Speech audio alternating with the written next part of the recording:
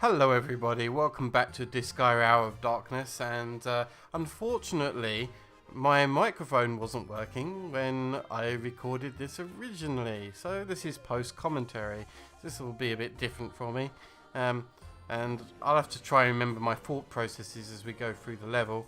Now in between sessions I did do a little bit of levelling up. There wasn't an awful lot going on, but there was some levelling up that we did.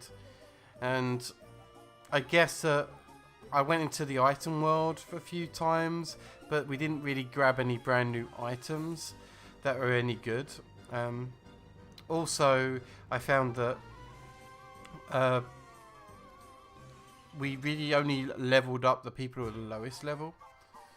So yeah, here we go. We're entering the Sea of Gehenna, where you'll remember that our heroes are having a picnic whilst they're being tormented by the angels who want to go after Flon, and the humans who are back on Earth for whatever reason. They just want to attack the Netherworld.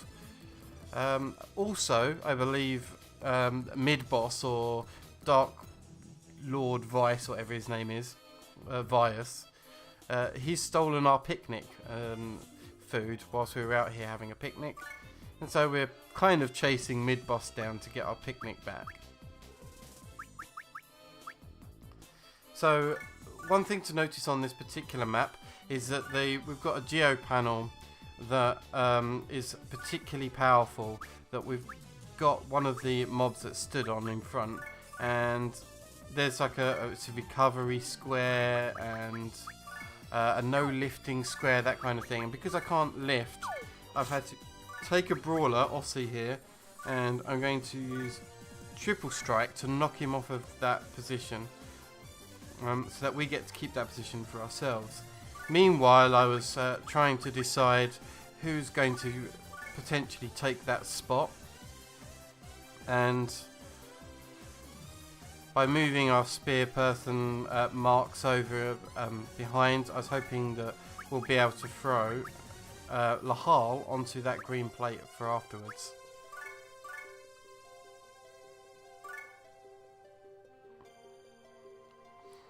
Okay, so with that done, you can see there's attacks +1 and all sorts of madness that's sitting on that square. So we definitely couldn't have that guy stood on top. He's also a lot higher level than us. I think that was a level 40 mob over there. So trying to throw our spear user didn't work. So I thought, let me try the other way around, see if Marks can throw Lahal onto that square. And I found out very quickly it wasn't strong enough. So I think in the end I decided to form a chain. So I put Marks back, and who did I choose?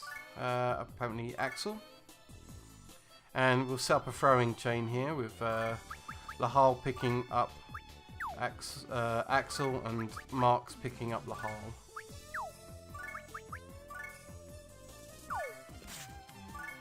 Then gave our ninja top position here. Well, the enemy boost ×3. That was the other one I couldn't remember reading. And yeah, that gives a perfect position to start attacking the demon below. I was considering doing a special attack, but most of your special attacks would have caused movement, and I didn't want to give up my position on top of that podium there. So basic attack, and I found out very quickly that wasn't doing any damage. But thankfully Aussie was. But our ninja is very dexterous and was able to evade most of the incoming attacks.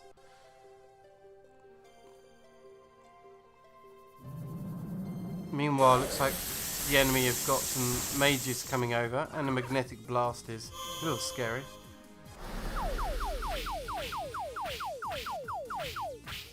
And we find that ourselves taking a lot of damage from both camaraderie and that magnetic blast.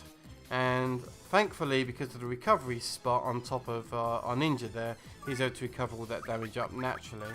But I did want to make sure that Aussie and Lahal weren't going to take too much extra damage. I thought I'd heal them up. So first I moved Marks out of the way, because that was a position that I wanted Thompson to sit in. And I think I also moved Ossie back to get into a better position to receive any healing. So you can see I'm setting up the healing on, realising that I can move Ossie back and get all three of them healed. There we go. Here goes.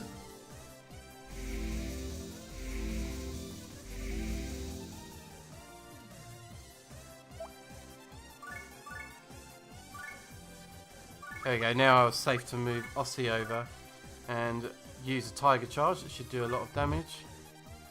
I'd already moved Ronin's up Marks there, so they are Ronin. And bring Lahal over to the other side so I didn't aggro the further mage that was up on the side there.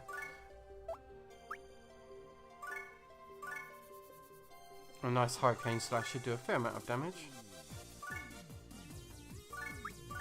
And Etna was able to get in position to do some damage as well.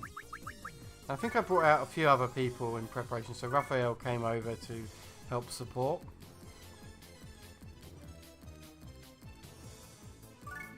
And I was just checking their elemental resistances before I chose who I was going to hit and with what. And I think in the end I decided to go for an ice spell on this one where the ice is minus 50%. And Moriak I brought out to come over and support with a little extra melee. Knowing that there's another mage up at the back, I thought that was a good idea.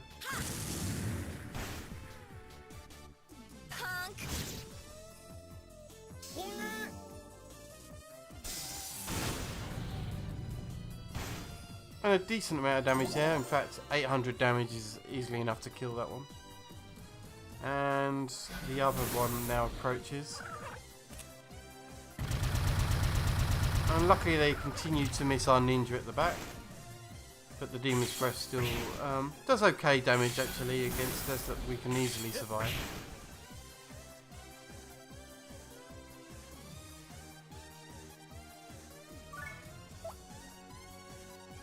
Okay, so here I noticed that we've got two people who have been sent to sleep, and Ossie is poisoned. So with an SY here, I can remove them of their status effects. And because I wanted to move some people round and I didn't want to go up my position, I decided to execute those attacks that were available to me, which you'll see in a moment. Because I realised that Moriak is going to want some of those spots, so I decided to execute here, clear the status effects. And still sketchy damage coming from Axel.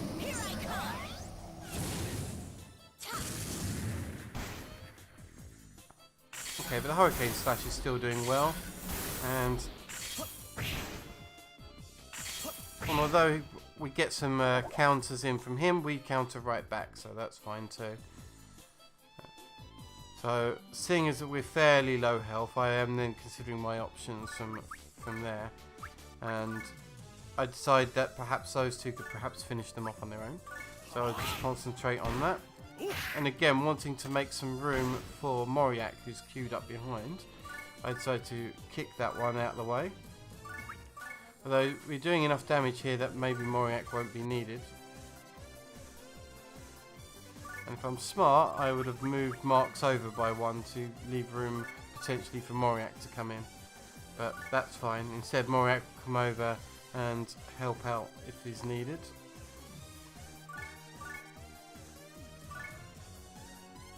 And I think I decided to use Raphael to attack that big demon at the back. And a big wind spell should take care of it. Seeing there's two more at the back, I then decided to make plans on an approach So sending a healer over there. And some damage support with Voldex, which you'll see me select. I was hoping that perhaps in parallel, if I was taking a bit too long over there, I'd had another set of attacks that were coming over on the right hand side. But as you'll soon discover, we make very quick work of what's left over here.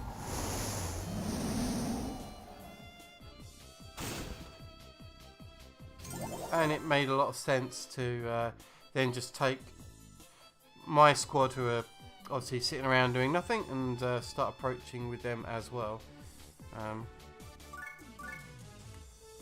But I don't think we're ever going to get in range with those two that we sent on the right hand side. And again, I did it mostly because I thought we may not have managed to finish off the other two that I thought I was going to have to hang around over there with my main squad. The main squad's going to move over now and continue their attacks forward. And it's funny because I often bring out extra people out of the plate who end up doing nothing at all. And I believe Moriak here is one of those that I bring out to use, but never actually gets around to doing any attacks on the level at all. Whereas Thompson's been fairly useful, doing a little bit of healing and clearing status effects.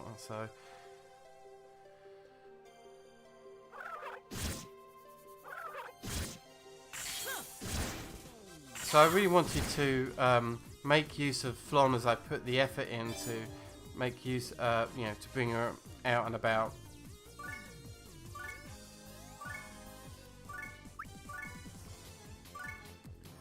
So I clear a little bit of space here for Flon to do some damage, because she very rarely gets an opportunity to do damage.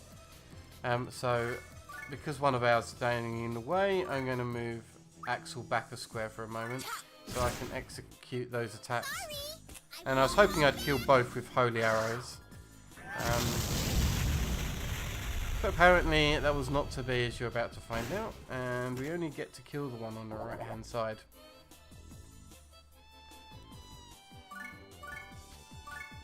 Okay, knowing that I want to level up some people, I do follow up with some of our low level attacks. Remember, I have to clear that first. And Moriak is still too slow. He runs around the map like a crazed loon, but still never manages to reach his target. Because Axel there does enough damage to finish the map, and we clear it off. So, especially with the microphone not working, which I don't find out to the middle of next episode, but that's fine. I will post-commentate the start of that too, I guess. So, I know that I was doing a rounding up here. Probably check out my healing, save the game. And as per usual, we do normally play this live on Twitch, so you can go over to twitch.tv/Fireweaver and watch us there. Or you can follow me on Twitter on @Let'sCooperate1 as well. But for those on YouTube, thank you for watching another episode. If you've enjoyed the episode, make sure to click like. Or if not, then you can leave a comment. Or if you've enjoyed it, and you can leave a comment anyway. I always enjoy reading those and respond to all of them. So from me, goodbye. See you next time.